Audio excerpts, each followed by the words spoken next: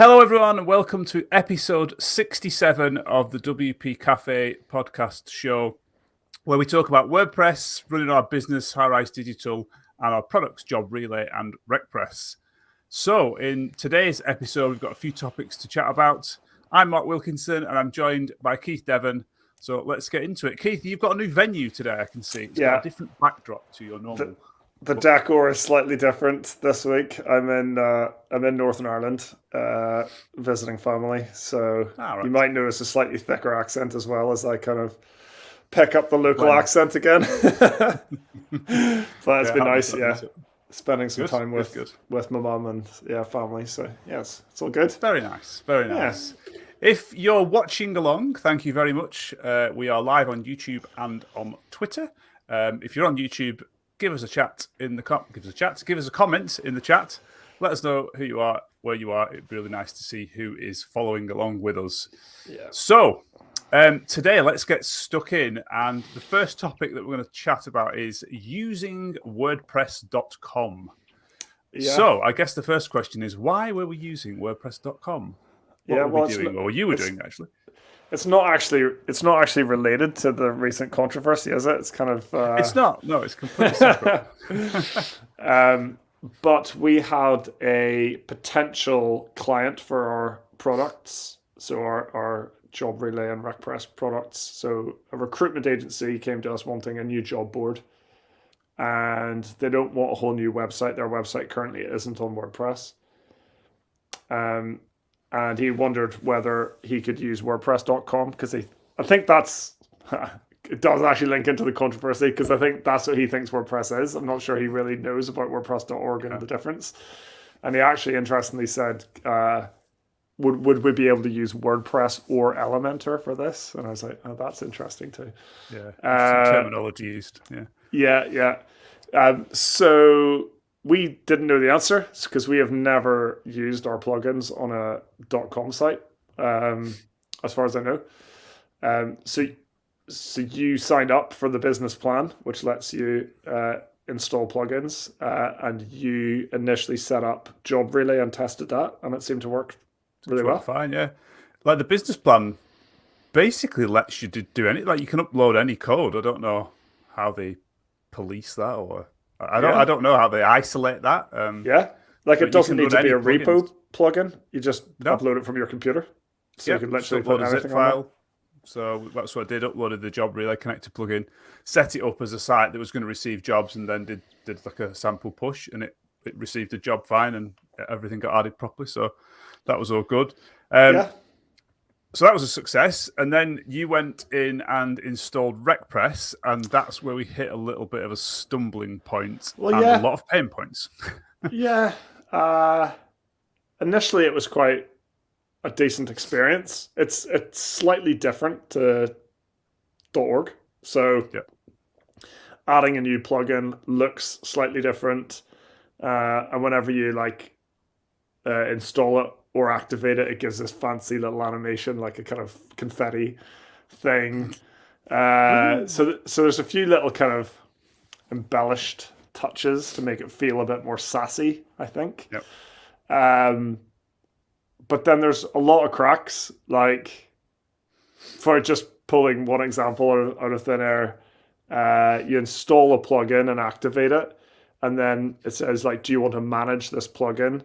And there's a button to manage plugin, and it takes you to the plugins page where you're not in that plugin that you've just installed in any sense. Like you haven't gone to a settings page, or you're not managing that plugin. You're managing your plugins as a whole. So there's a few little kind of UI, user journey, UX kind of things that aren't particularly good. And that was when you click on plugins on the left, you don't actually get a list of active plugins. That's actually a separate menu underneath plugins called installed plugins. So when I click on plugins on .org, I expect to see a list of installed plugins on my site, highlighting the ones that are active. Whereas this takes you to the add new plugins thing straight away. Essentially, it's a different version of add new plugins, but it's essentially like search for a plugin in the repo type thing to find and put on your site, which is different. And then we got on to building So installing RecPress and then putting it on a page, so like the job listings page of a site. And I think we had some problems, or you had some problems specifically with the editing of that and with the homepage template. Do you want to explain what that was? Well, yeah, maybe I'll maybe like wind it back a little bit because there's some steps on that journey as well that were slightly confusing. Okay, go for it. Um, so one of the things I thought, well, I need to find a theme to work with. So I was looking at themes, and that was kind of okay. But I wanted to find I wanted to use full site editing for certain reasons. Yeah, But I wanted it to be very plain because I wanted to control most of the styling myself. So I didn't want yeah, it to like a be blank canvas. like a blank canvas.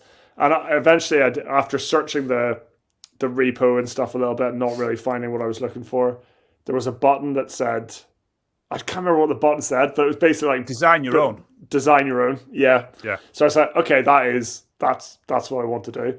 So I went down that path, and then I think one of the first things it asked me to do, it basically said design your homepage. So I was like, okay. So I added, it said like header. There was like a header, body, and footer. So you get to choose. I guess it's a block template for your header. I think you were using patterns, weren't you? It gave you a list of Patterns. patterns Sorry, to choose patterns, from not to drop on the page templates. for these different areas, I think. Block patterns. Yeah. So I chose a header pattern that was kind of roughly right. I didn't really want to add a body pattern because I wanted to build that myself. So I can't remember if in the end I left that blank. And then I added my footer. I was like, okay. And then there were some styling options around some colors and things like that I could choose. You could choose from like preset color combinations. There's a bit of a typography choice of fonts, which was handy that Montserrat was the font that I actually wanted because that's one of the ones that was there. So I got reasonably far, and then I thought, okay, so this is kind of my homepage, and then I kind of click sort of like, yeah, done. I'm happy with that, and then it takes me to the actual kind of full site editing experience. And I was like, oh, okay, so have I added that header and that footer just to my homepage, or are they Yeah. are they going to be present on the site across the whole site? I was a bit confused at that point. Turned out that it was going to be present across the site, like the header and footer had been decided on a global level, not just a homepage level. So I find that a little bit confusing. And then, yeah, what you were alluding to is the kind of big roadblock that we hit is that I installed all the RecPress suite of plugins, got everything configured, added some example job data, dropped our shortcode into the homepage template. So I knew I was editing a template at this point, and I put the shortcode in, and it did output what we wanted it to on the front end, but it didn't have any of our styles, so it didn't output our style sheet. I was like, that's weird because I already tested this on another page called Jobs and it worked. So it's going to be something to do with the fact that we're not actually using the content or so. Like, I don't know. Yeah, because, well, weirdly, you couldn't edit. So the homepage couldn't be edited as a page. So Yes. I think we're used to assigning a page to use the homepage template, and then the content of that page is managed by editing that page, Yes. not the homepage template. Whereas, and do you know what? This might be a full site editing thing, not a WordPress.com thing, actually. I don't know. I've not tested this. But it would appear that you can't, once you create a homepage template, certainly in WordPress.com, there is no page that's associated with that. You put all your content in the template. Yes. And I can only assume that our shortcode wasn't enqueuing styles and scripts correctly on that template because it wasn't the page. I don't actually know why that would be the case, though. But like you said, maybe because there isn't the content. I don't know. So maybe we needed to add a content block and then add our shortcode within the content block in the template. But the content. But I don't know. You can't add. No, you block. can't. You can't add things to the content block Because there's no loop either on there, is there? That's the strange. There's no. I'm confused. Anyway, that was really confusing. Pretty confusing. And then as part of that whole process, like jumping around pages and things, I ended up on what I would call like a classic pages list, like pages screen within WordPress at one point, as opposed to the .com kind of beautified version of it. And I didn't know how I got there, and I didn't know how to recreate that or get back. But that was another just little kind of like, what's going on? Where am I? Why does this look different than it did before? So yeah, there's stuff. It's not super slick, but it's also not bad, and it's quite cool that you can do that now. Like you can. I found it interesting for two reasons. One, in that it's very different to .org. I'm saying .org, like a self-hosted just WordPress install. They've sort of tailored the experience on a lot of things so that it's diverged from .org, which obviously they're allowed to do. That's absolutely fine. And I think I found it hard because things you click on things and you expect to see this, and it doesn't. It sees something else because they've changed it and tweaked it. So I think for me, it was hard to get my head around and understand. But I do wonder if that's because obviously we have experience of using self-hosted WordPress, whereas if you hadn't ever had that experience, it wouldn't that wouldn't come into your mind, and therefore you wouldn't really be thinking about it too much. But the second thing is, it's really hard to actually build a site, and just think, could a non-webby, developer-y, codey, whatever type of person you want to call, do that? I think they'd really struggle. I really do think they'd struggle to build a website using it. It might be the case with any site builder. I'm not sure. I was going to say, I think that's the same with full site editing in WordPress.org at the moment. I think it takes a lot of effort and willpower to keep going and find the answers to some of the problems that you're going to face. Yeah. But at least with .com, you'd have some chat and support which you could ask. To be fair. Yeah. Which you probably couldn't do, obviously, with the self-hosted one.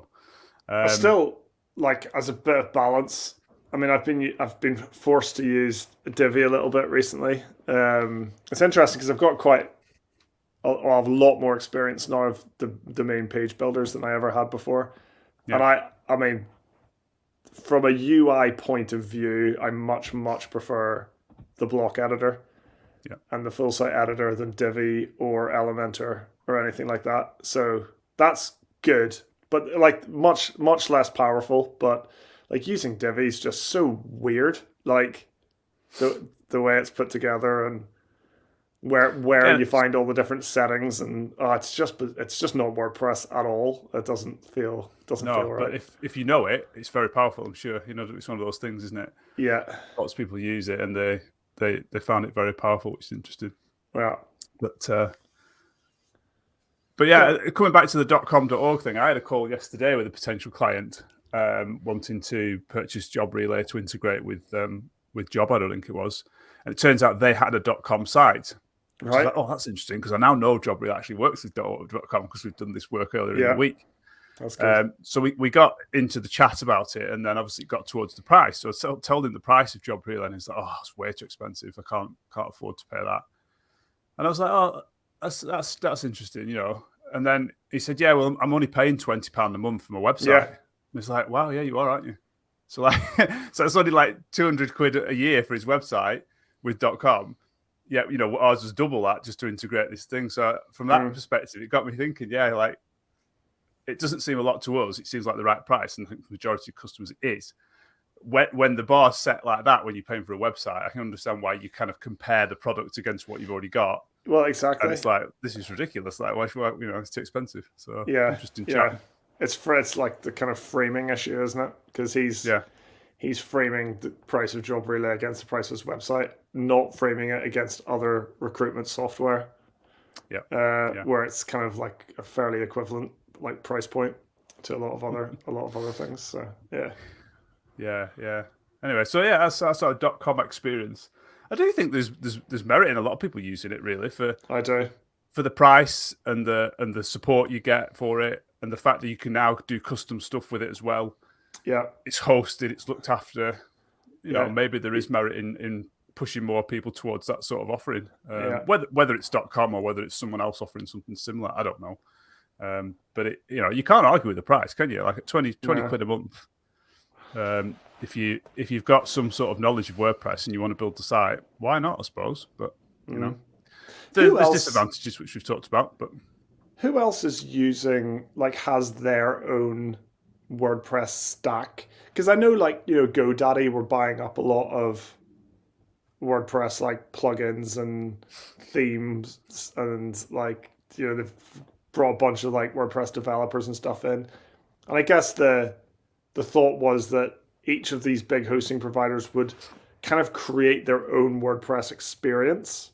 yeah, And that's got to be a direct sort of competitor to .com. So have any of those other hosting companies created a good version of WordPress, a good experience from a user point of view?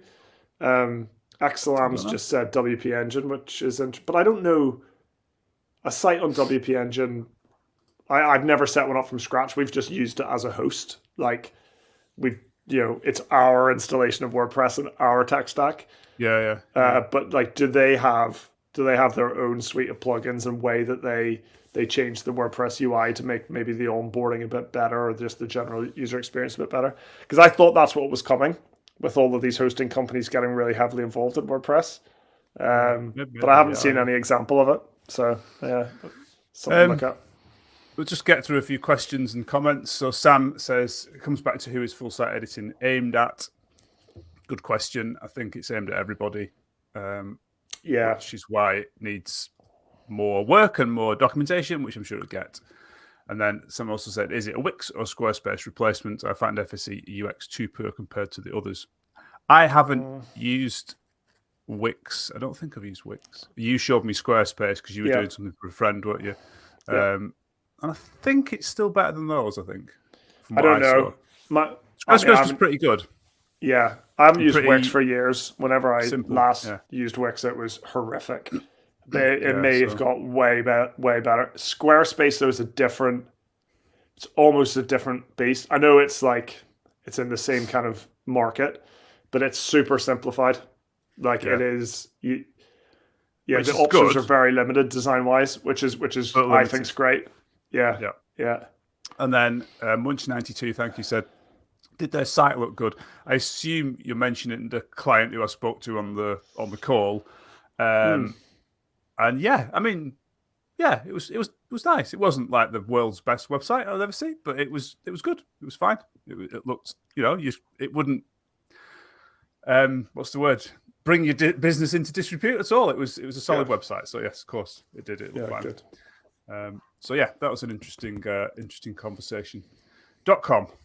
I don't know. Have any of you guys used it? Maybe. What was your experience of it? It was certainly something to have a go at if you haven't. Moving on. Last week we spoke about the WP drama that was the fact that WordPress.com, back again, was hosting its own version of the plugins repository. And there was a lot of chat about this. WP Tavern had some articles on it. There was lots, obviously, conversations going on by Twitter or X. And it appears that now they have actually changed that slightly. And the plugins repo, the single plugin pages on .com do have a link back to .org that now says, hey, you can get this for free. Here's how you can do that. And then I think there's a link to an article about what the difference is between .com and .org, and it'll take you back to the plugin page. So why they've done that, who knows? But they have. I think that's probably a good thing. I think so. Definitely. That's been done. We'll brush that under the carpet because we chatted about it last week. But I thought it was important to mention that some changes have come from all that discussion that was happened. So next, we've got two more things to chat about. Hopefully, if we've got time. The next one is design revisions and scope creep. This was particularly based off an experience from you this week with, it's an existing client, isn't it? I think, or someone was purchase products. I think. Yeah. So I mean, this scope creep. This is just a constant battle for any kind of agency. Yeah, definitely. Ever. And this particular example it's slightly different for us now because of the product side of things. So I guess one of the benefits of products is it's supposed to kind of reduce scope creep because you can't scope creep. The scope of the product is the product. What it is. So yeah, it's a little bit difficult. But what's basically happened is that we have installed and designed a job board for a client. I was provided the designs. So it's an agency building a website for someone. They've found us. They want us to build the job board portion of the website. I've done that based on their designs, and then they've come back and said that the client doesn't like the look of the job board. And I was just like, right? Did you not show them the designs before you passed them to me? So for me, we can't do that again now without charging them for that. I think that's fair. Yeah, that's fair. I think that's fair. But it did make me think that we need to be clear about what the design process actually entails. So we need to put some limits around that, because for the vast majority of the time, it's like the 80-20. For 80% of the time, I don't even really need much instruction. It's just like, I want the client says, I want the general layout to be like this. Just make it fit with the website. And I can do that because I can take the typography and the colors and the button styles and the input styles and blah, blah, blah, and just make it look cohesive. But when you're actually provided with a full mock-up and you like deliver it pixel by pixel, and then they say no, so that's a little bit different. It's probably worth mentioning that. Correct me if I'm wrong, but they provided those designs as a, can we do these? And then we basically said, yes, we should be able to do those. Went ahead and did them. Yeah. As in, can we do those with our products? Is that out of the scope of the product type thing? And to be fair, we should. I probably would have. In the future, I might have said that was out of scope, because these designs did push the boundary. So I spent quite a lot of time, like, twisting RecPress to get it to do what this was supposed to do. So that's what makes it even more annoying, because I put quite a lot. You can do with it, though, doesn't it? It's pretty. It's pretty fun. It's just CSS, and that's the other thing that we could just go back. It's like, you're a web agency. This is just HTML and CSS. So crack on. That brings on to, I haven't got this on the list, but it brings on to what we were talking about and having a setup cost, weren't we? Or a styling cost for RecPress, because at the moment we charge a flat monthly or annual fee, and that includes install, setup, and branding or styling to match the site. Now, again, I think we need to be more, what's the word? We need to clarify more what that actually means for the client. And I think it could go along the lines of, if you don't have a design, we'll give you a design, and that's what you'll get. Yeah, with maybe like a couple of rounds of minor revisions. Or if you do have designs, you let us know beforehand, and we'll tell you whether they can be done. And if they can't be done, we can offer suggestions as to what you could do to those designs to change them. And that would be a set fixed fee to start the project with.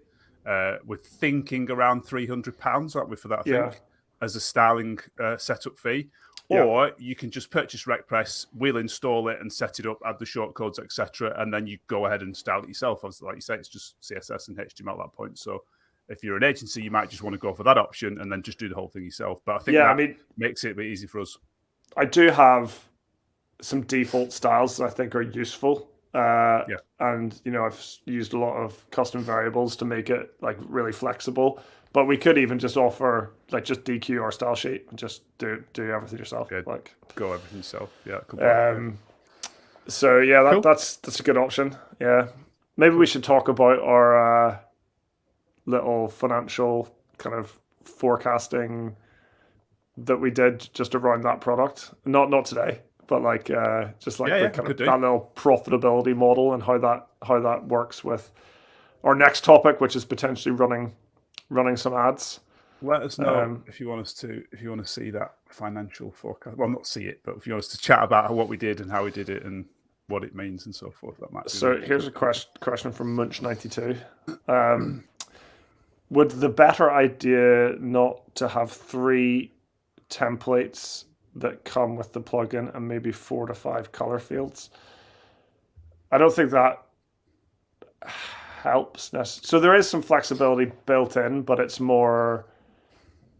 I think what it's trying to say is it's more pick a template, put your colors in these boxes, and it works. And I think I think we don't want to do that. We're going away from that because that's what other plugins do. We want it to be more branded to your site, so it's actually going to be specific to your site. Yeah. Internally, the plugin does have some things like that. It has different layouts for the job listings page that we can set. And the client could set them as well. They're not hidden or anything. It's just that we don't sort of publicize them, if that makes sense, in the plugin. Maybe we should. I don't know. But we want to make it so that it's not just to throw your colors in here and choose a style if you or choose a template, because actually it needs to match their site. And maybe that would match some people's site, but ultimately it's kind of like we want to have it done for the client rather than them having to set this up themselves. Yeah, and I think that comes back to the main USP of the whole product stroke service, which is that it's done for you. Like, people don't have to go in and set configure settings and style this and style that. We just do it. This is not, buy a plugin, install it, and then you've got to go and figure it out, setting it up, maybe following some documentation instructions and so forth. Yeah. We actually do this for you. We install it, we configure it, we'll get it branded if they go for the styling option, maybe that we decided on. So finalize that yet, but that's probably going to happen in the near future. Yeah, I would say. So we're going to be running some ads, I believe, to get people to buy this. That's the next thing. And I know we've kind of found someone to help you with that. Yeah. I've paid an invoice that says we're going to get some help with it. So yeah. When are the ads going to start, Keith? Come on. I don't know. So I've got my kind of discovery call on Monday with him. So yeah, I know a local guy who's a pay-per-click kind of expert. He runs an agency for that, more so for e-commerce. So we're slightly outside of his agency's kind of target market, but he's going to do it as a kind of personal project for us. And just like the idea is that he's going to talk me through it. So they're not actually going to kind of do any of the work, but I'm going to jump on a call with him 2 or 3 times a week. He's going to ask a bunch of questions, set me a bunch of tasks. I'm going to go away, beaver away, try to get stuff done. And then we just kind of do it together. And hopefully I come away from that with some really good skills. That's why I liked this option. It was not, we're going to run some ads for you and we're going to manage them for you. We're going to teach you how to do this. Yeah. And it might take 6 months to teach you how to do it, of sort of consultancy and hand holding and education. But at the end of whatever it is, whether it's 6 months, 3 months, 2 weeks, you're going to come out with the knowledge to do this yourself and understand it, which I thought was really powerful. Potentially apply it to other areas of our business, or future areas of our business, or potentially even sell it as who knows? You could end up selling it as a service. I don't think we ever will. It depends how much I enjoy doing it, I guess, but you could potentially sell it as a service. But I guess the big point is that we want to get some eyeballs on especially the RecPress product. I want to focus on that to start with, and see if we can drive some sales. So again, we've kind of plugged that into our profitability model. So I've got like a kind of spreadsheet with the funnel. So impressions, click rate, cost per click, website conversion rate, sales call conversion rate. So you start off with 250,000 impressions and you end up, with 4 sales or something. I can't remember it's not that, but it's something, it really, really filters down to nothing. And then, you say, well, each of the clicks, each of the kind of whatever number of clicks has cost me £3.50. And so you get a kind of cost per sale figure. And then you plug that into the kind of revenue model of the product, the profitability model of the product. And it's been interesting, hasn't it? Like fiddling with that spreadsheet, because one of the things we noticed is that the cost of the ad, you could double the cost of the ad and it hardly makes any difference to the profitability of the product. But put the cost of the product from up £10 a month, just from £10 a month, 50 quid to 60 quid, and it's a massive difference. Yeah. So I find that really interesting. Like tweaking those numbers is kind of fun and interesting. Even the setup fee doesn't change much, except add the setup fee cost. That's it. That doesn't really do anything, does it? Which I suppose, when you think about it, well, it will do, but it just. And that's why the recurring revenue, like that monthly payment, is so important. And then if you hold on to those customers for 3 years instead of 2 years, like it's a lot more. So more powerful. Yeah. Interesting comment from Sam. Sam says, I host roughly 100 subdomain job boards. That's exactly what I do. And I set up the subdomain to mirror the live site. There's no options. It's all done by hand. Well, Sam, there's a really good plugin that you might want to use on those called RecPress if you want to have a look. That sounds good. Looks like Sam's doing a similar thing then to us, trying to make it a bit more really like the website, which I think is what they appreciate. So it's good stuff. Yeah, very cool stuff. Right, we've done half an hour, amazingly. So I think it's probably time to wrap it up. We should be back next week, all being well. All being well, which is great. Thank you for joining us, everybody, in the chat. Thank you for joining us on YouTube and Twitter. And if you're listening to this all as a podcast, thanks again for listening. If you haven't subscribed to the channel, please do so. Leave us a like. It always helps us out. And we will both see you same time, same place next week. We'll see you then. Bye for now.